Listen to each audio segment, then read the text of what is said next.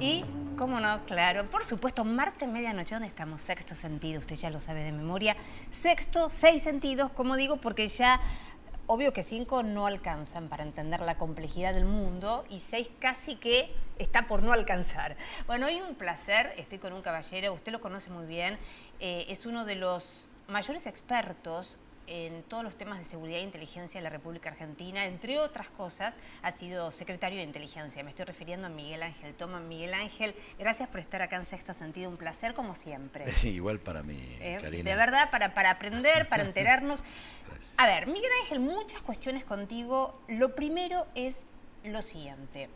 Estamos en los últimos tiempos, en los últimos años, con un gran requerimiento por parte de nosotros, todos los ciudadanos, de mayor seguridad. Esto es un tema de los últimos años.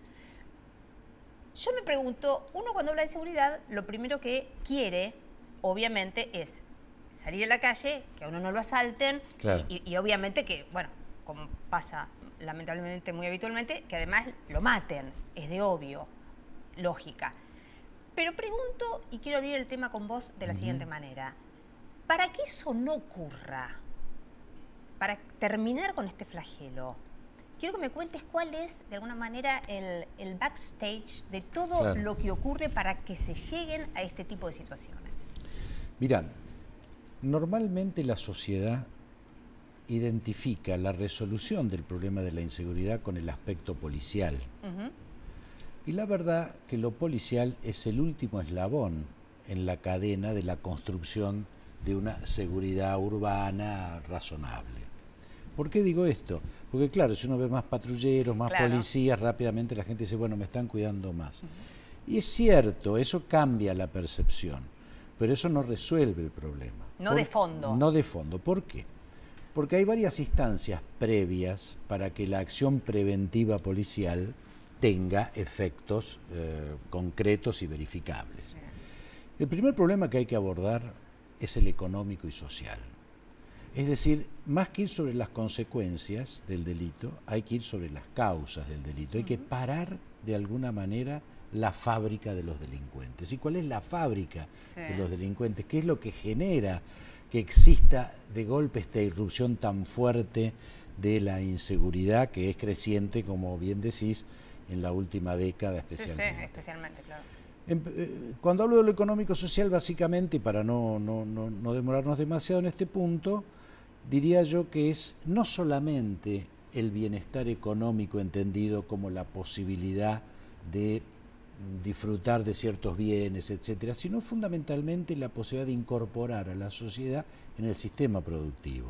Cuando vos tenés 1/3 de pobreza en la Argentina de hoy, cuando tenés un desempleo altísimo en la Argentina de hoy, cuando los jóvenes no tienen horizonte porque acceder al primer empleo es toda una tarea casi titánica, cuando no tenés una educación que te forma para la capacitación laboral y para tu inserción productiva en el seno de la sociedad, vos tenés un sector social que especialmente afecta a los jóvenes, sin destino, sin horizonte, y ahí es donde aparece, consecuentemente, el dato del delito como una forma de suplir la ausencia de la cultura del trabajo. Entonces, esto para mí es la primera cuestión. Claro, la gente dice, bueno, está bien, estamos de acuerdo, pero para que eso se consiga se requiere mucho tiempo.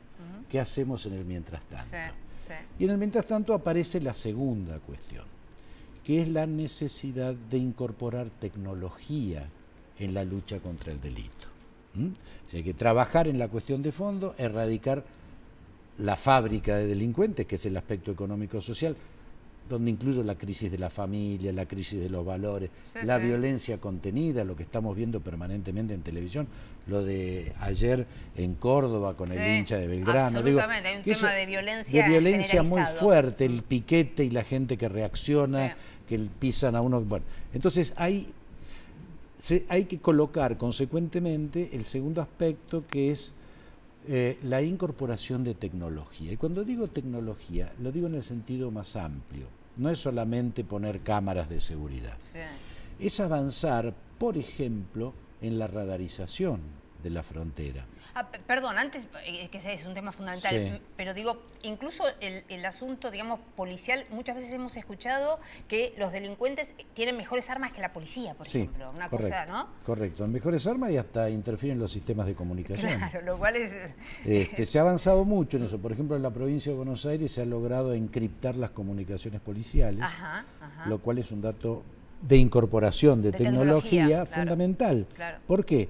Porque evita que los delincuentes sepan los movimientos policiales. Claro, Esto es central. obviamente. Entonces digo, radarizar para Sí. el espacio aéreo. Para el espacio terrestre hay que ocupar las áreas de frontera que son enormes espacios vacíos. Que eso es como un colador, Con ¿no es lo cierto, cual es un Miguel Ángel? Es colador, un colador. total. Mm. Con lo cual hay que redefinir incluso, y este es tema que hoy está muy en debate, el rol de las Fuerzas Armadas en las tareas de seguridad interior. Que si bien en su época, allá por el 87, cuando hicimos la ley de defensa, que impedíamos que las fuerzas armadas intervinieran en seguridad interior, esa realidad se ha modificado. Hoy ya no hay riesgo de acciones militares desestabilizantes. Claro, pero tenemos el narcotráfico. Pero tenemos un narcotráfico que es más desestabilizante que lo que era en su momento el rol de las Fuerzas Armadas cuando decidían intervenir en política o voltear un gobierno constitucional. ¿Por qué? Porque hay también una desestabilización y una ocupación por parte del narcotráfico, el intento de copar el Estado, la narcopolítica que estamos viendo, la perforación del narco en donde el Estado está ausente. Ahora, Miguel Ángel, desde ese punto de vista te pregunto, porque pienso automáticamente en lugares como Rosario, bueno, hace poco con lo que saltó con Itatía, hay varios lugares, lamentablemente en nuestro país, en donde uno ve el fenómeno que en realidad uno leía que había pasado hace unos años en Colombia, ¿no? Que es un poco la toma del territorio, que incluso es como que hasta pueden brindar, entre comillas, o sea, trabajos paralelos, en Colombia hasta educación paralela. Es la construcción de un Estado dentro del Estado, claro, del Estado narco, que implica no solo la ocupación territorial, sino también perforar diversas instancias institucionales. La política, el gremialismo, sectores empresarios, sector financiero. No hay narcotráfico sin lavado. La incorporación de tecnología implica, en la revisión de la ocupación por parte de la Fuerza Armada del espacio territorial, no digo de la lucha directa contra el narcotráfico, pero te pongo un ejemplo clarísimo. En Campo de Mayo hay 25 o 30 helicópteros UH-1H repotenciados, son los famosos de Vietnam, que recibimos en su momento como una donación de Estados Unidos. No vuelan porque no tienen presupuesto. ¿Te imaginas lo que significaría llevar a toda esa estructura a las zonas más calientes de la frontera, piloteado esos helicópteros por aviadores militares que de paso se entrenan, pero llevando atrás fuerzas de seguridad, que son las que, detectado una situación de conflicto o tener que actuar concretamente en el terreno contra el narcotráfico, solamente prestan el servicio de transporte, de logística. Entonces esto es un dato central, incorporación de tecnología. Termino para cerrar aire, tierra y agua, los tres elementos. La necesidad, por ejemplo, de instalar escáneres en los puertos.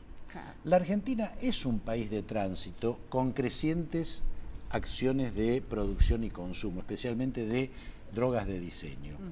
Pero básicamente la cocaína entra por la frontera norte, entra por la hidrovía y desde Rosario, desde Buenos Aires y otros puertos del litoral, incluso Bahía Blanca, terminan yendo al exterior, así como se iban en avión desde una base militar en Morón, como ocurrió con la tonelada de cocaína que llevaban los hermanos Juliá. Entonces, ahí hay que colocar también una fuerte presencia tecnológica, escáneres que realmente cubran la totalidad de lo que entra y sale de los puertos, porque ahí es donde se va a detectar la droga y donde se va a poder, y acá viene el tercer elemento, si vos querés, que es la inteligencia. Está bien, ahora, fundamental, pero espera, vamos al tema de la inteligencia. Es otro tema, un temazo y muy fundamental, obviamente. Pero te pregunto, me quedé con lo que decías del tema de los helicópteros que no pueden volar por falta de... ¿Están aptos para volar? No, técnicamente y además están aptos. Están modernizados, tienen equipamiento nuevo, recorrida de motores. O sea que lo que hay que hacer es asignarle un presupuesto, obviamente. Asignarle un presupuesto y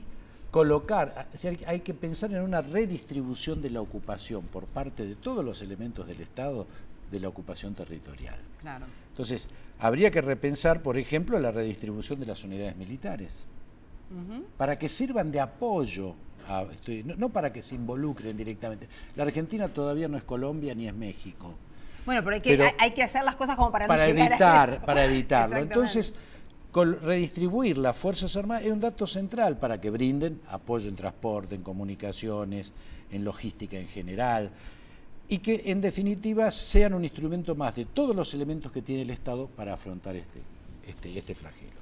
¿Por qué? Porque si no se combate el narcotráfico, no se va a mejorar la situación de seguridad, y te explico por qué. A ver, vos dirías, perdóname, sí, Miguel Ángel, que de verdad la mayoría de los casos hoy por hoy en el mundo moderno, el siglo XXI, digo, el mundo moderno entre comillas, la mayoría de los casos de inseguridad tienen que ver con el narcotráfico, ¿tienen alguna vinculación? Sí, absoluta. En la calle, digo, ¿no? Las cuestiones que pasan en la calle, el secuestros. Y en lo que no se ve, que es todo el entramado de perforación institucional del narcotráfico, y todo lo que no se ve, que es el lavado de dinero del narcotráfico. Se perciben las consecuencias de todo eso en el incremento de la seguridad ciudadana.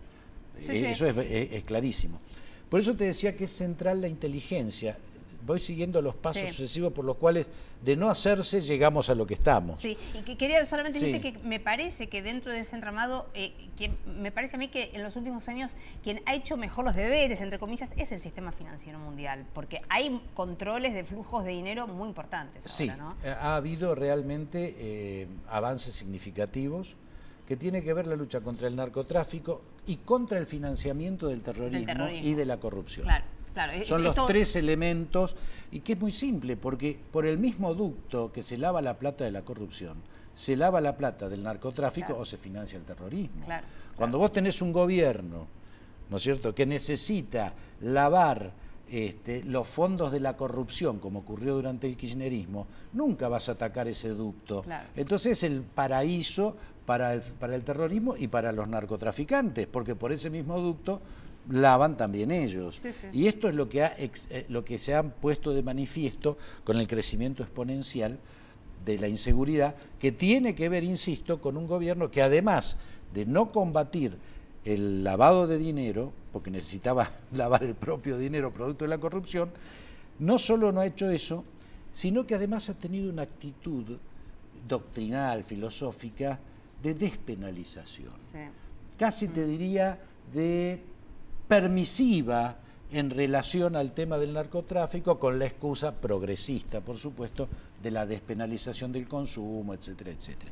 Lo cual agrava el panorama. Quiero que vayamos al tema inteligencia en el próximo bloque. Vos sabés que tengo un suspirito a esta hora de la noche. En el próximo, entonces, el tema inteligencia con Miguel Ángel Toma.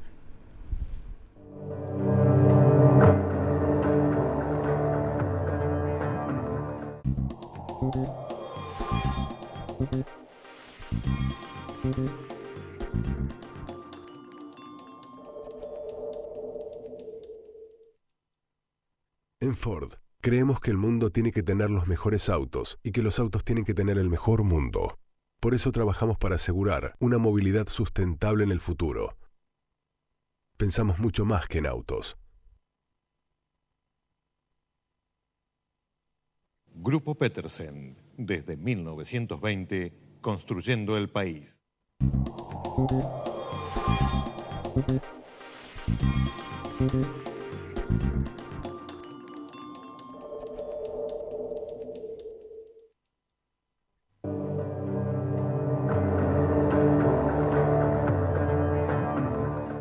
Bueno, continúo acá con Miguel Ángel Toma, un placer. Miguel Ángel, a ver, inteligencia. Tema inteligencia, quiero, vos como, por supuesto, un gran experto en esto, todos sabemos, en general los ciudadanos tenemos la percepción de que los aparatos de inteligencia en todas partes del mundo son importantes. Son importantes. En algunos lugares, tal vez creo yo que se ha hecho una especie de campaña de desprestigio doloso, porque siempre hay cuestiones que cuando se hacen estas campañas ilegales. Encierran obviamente propósitos específicos, pero la verdad que la mayoría de los ciudadanos saben que los aparatos de inteligencia son importantes.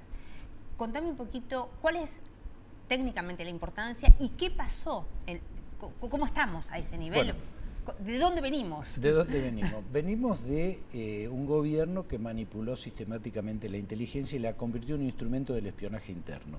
Una cosa es la inteligencia, otra cosa es el espionaje interno. Claro.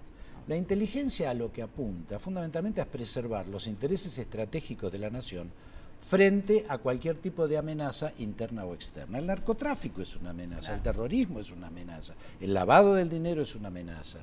Entonces, al sacar a las estructuras de inteligencia de su tarea específica y colocarlas como un instrumento del espionaje interno, o sea, del control y la represión social frente al disidente, frente al que no opina lo mismo, al que se supone es una amenaza para el gobierno de turno y no para el Estado, que es permanente.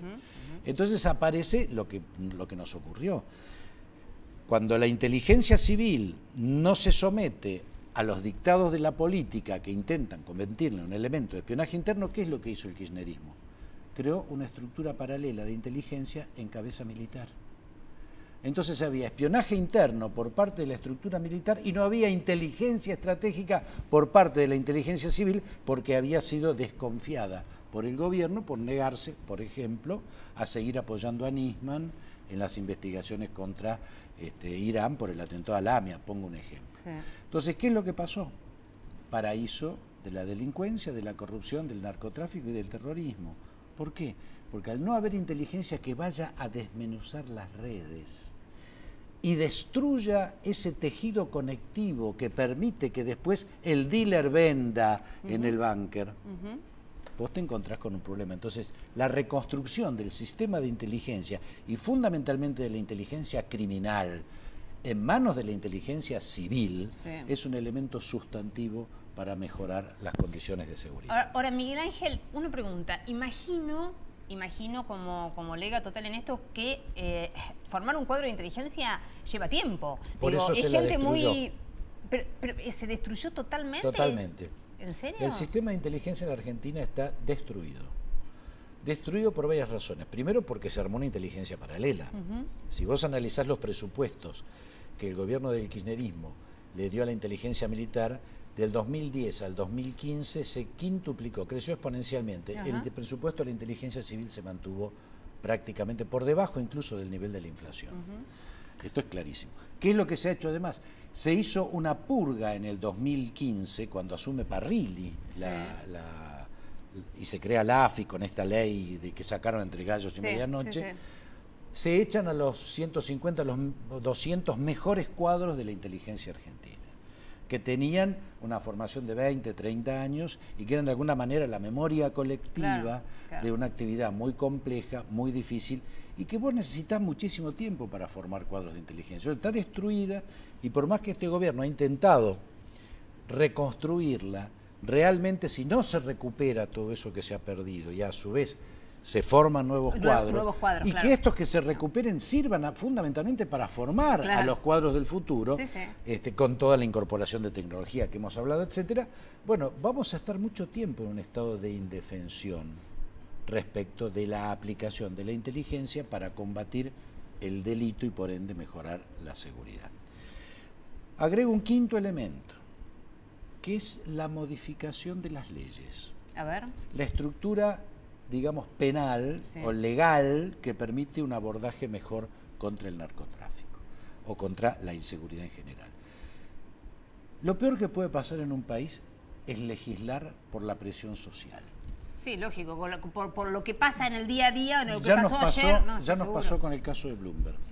La famosa manifestación masiva liderada por Bloomberg generó una serie de reclamos que a su vez hubo una serie de concesiones por parte del kirchnerismo que se vio acorralada de modificación de leyes que demostraron finalmente en la práctica que eran contradictorias porque no habían sido objeto de un análisis detallado y profundo para realmente ser eficiente. El problema en la Argentina no es que falten leyes.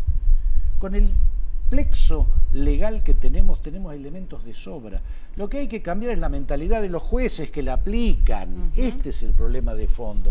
Está bien, pero ¿cómo se logra esto, Miguel Ángel? esto se parece logra... una tarea titánica, como que parece, viste, que digo que hay demasiada, tal vez, dicotomía en la forma incluso de interpretar las leyes, porque esta es otra cuestión. Bueno, por eso te digo, son dos elementos para mí centrales en el tema de la reestructuración de la justicia. Una, de naturaleza ideológico, doctrinal o filosófica, que es el falso garantismo, claro, que ha llevado sistemáticamente a que muchos jueces interpretaran la ley a favor del victimario y en contra de la víctima. Sí, sí. Podemos poner 1000 ejemplos, no viene al caso, que es, por ejemplo, la liberación anticipada de los violadores, bueno, todo lo que estamos viendo todos los días. Y la segunda cuestión es un ataque decisivo, firme, a la estructura organizativa que se dio ese sector, que se llamó justicia legítima, y que está en cabeza de Gilles Carbó todavía, y de alguna manera siendo el elemento que sostiene en lo orgánico, en lo organizacional, la aplicación de este criterio filosófico y doctrinal que determina finalmente que los delincuentes entran en una calecita, entran por una puerta y salen por la otra, mientras que el que fue a hacer la denuncia está esperando horas y horas porque no hay un sistema informático, y vuelvo a la tecnología, por ejemplo, para denuncias que se hagan rápidamente y que rápidamente intervengan los fiscales en la investigación. Entonces, con lo cual, perdón, uno puede pensar que lo que vos estás diciendo, que en realidad, incluso al no haber un sistema informático, no haber tecnología aplicada a esto... Se está haciendo. Pero antes, digo, todo esto tuvo que ver entonces con una matriz de lógica perversa para los ciudadanos, obviamente, pero tenía como un fin específico, todo armado. Ocultar. Un combo. Ocultar, el ocultamiento. El ocultamiento que llegó al extremo de, por ejemplo, no publicar más estadísticas de delito en la Argentina, así como falseaban los números del INDEC, se prohibió el acceso del público de estadísticas sobre los delitos en la Argentina.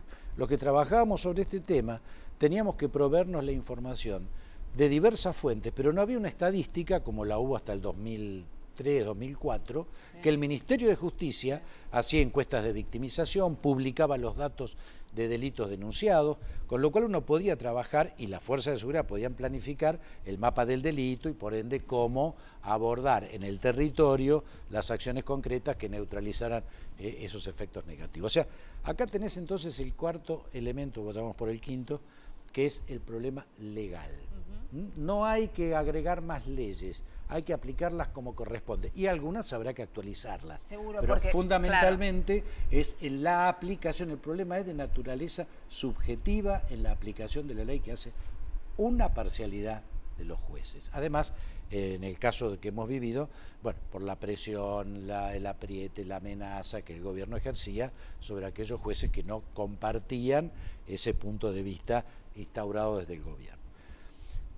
Llegando a este punto, y antes de entrar en el último eslabón, como dije, el policial, tenés que abordar otro tema, que es el penitenciario. Ah, mira vos, ese es un temazo. Fundamental.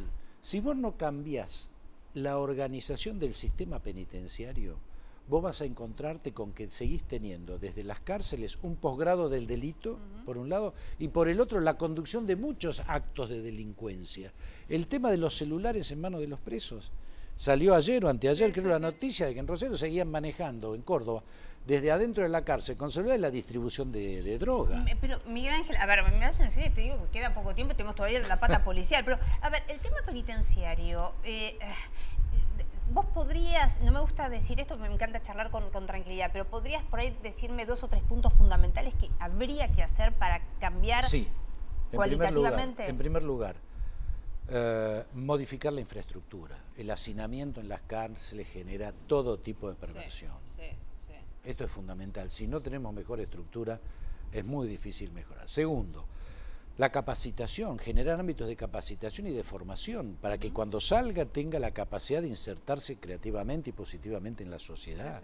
Tercero, la corrupción del sistema penitenciario.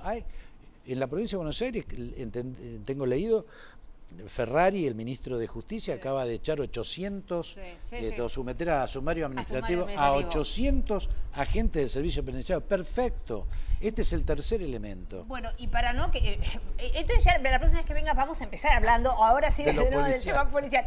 Porque, por ejemplo, hablas de provincia de Buenos Aires. En provincia de Buenos Aires ya se ha hecho, se está haciendo, nos falta mucho, pero se está haciendo también un gran apartamiento se han apartado a un montón de policías que tenían denuncias. Vuelvo a retomar una idea del principio muy sintéticamente. La gente piensa que el problema de la inseguridad se resuelve con la policía. Intenté mostrarte que para llegar a este punto hay que recorrer un largo camino, ¿no? Bueno, llegamos a este punto. Yo te diría básicamente, lucha contra la corrupción policial es fundamental. Fundamental y se está haciendo. Se está haciendo donde más se verifica, donde mayor corrupción había, que era en la policía bonaerense. Sí, tal cual. Segundo, incorporación también de tecnología, ahora en lo que hace al aspecto prevencional. Cámaras en los patrulleros, ahí sí, toda capacidad de lectura rápida de las patentes para determinar en tiempo real, sistemas interconectados para que lo que aparece en la pantalla del patrullero rápidamente tenga una respuesta de un banco de datos centralizado sobre reincidencias, robos, secuestro de vehículos, etcétera. Y por otro lado, también tenés que agregar, bueno, el de las comunicaciones ya lo hemos dicho, la capacitación del personal. Esto hubo un dato que es terrible. Me voy, mirá que me estás haciendo una serie para probar la próxima. Bueno. Pero decime, se están haciendo cosas por suerte, lo importante es empezar a solucionar los problemas. Exactamente, pero la solución viene de toda esta cadena y no simplemente de empezar por el último eslabón. Miguel Ángel, como siempre, de verdad un placer, ¿eh? Gracias, muy didáctico, muy de verdad. Para te agradezco muchísimo que vengas a Sexto Sentido cada tanto, la verdad. Bueno, yo me despido de ustedes. Con pragmatismo y optimismo, no se olvide, ¿eh? El futuro es hoy. Chau.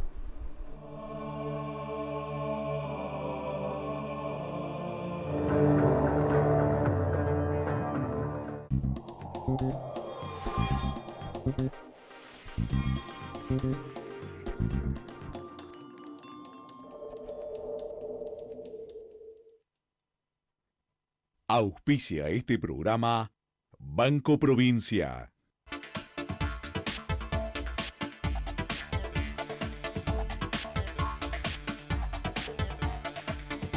¡Qué elegancia! ¿Pero a dónde van con tantos descuentos en espectáculos? No sabemos ir al cine o ver ballet. Vayan al teatro pero con los lentes puestos.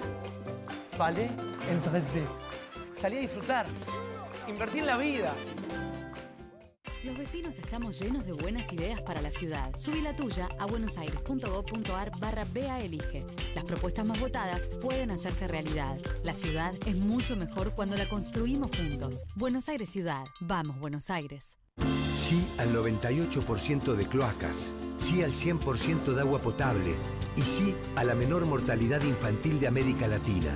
¿Te animas a seguir diciendo que sí a vivir mejor? Yo digo que sí.